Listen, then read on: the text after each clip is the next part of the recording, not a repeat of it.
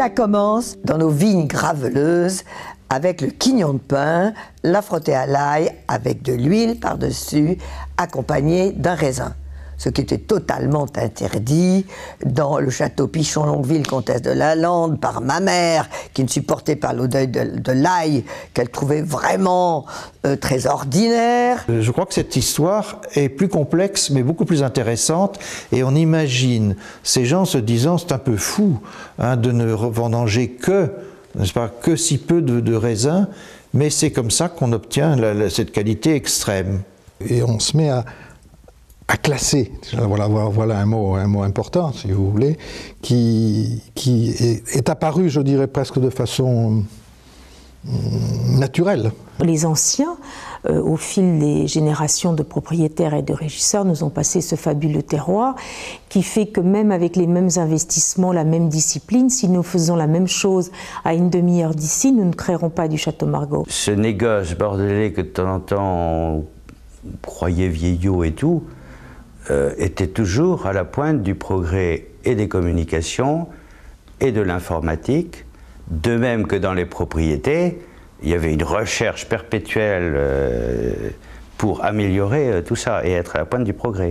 Donc, il y a le côté traditionnel qui est très sympathique, mais en même temps, d'un point de vue technique, il faut être toujours à la pointe du progrès. Ils ont poursuivi cette idée de grand salon des vins à Bordeaux avec l'opposition quasi générale de Bordeaux à la Chambre de commerce, où le président du CEI du moment s'était opposé fortement à Vinexpo. Voilà.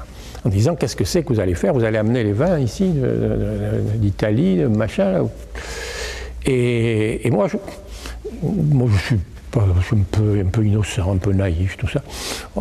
Je disais, au fond, c'est peut-être pas idiot là, que quand même, il y a un grand salon des vins à Bordeaux. Ça attirera peut-être du monde.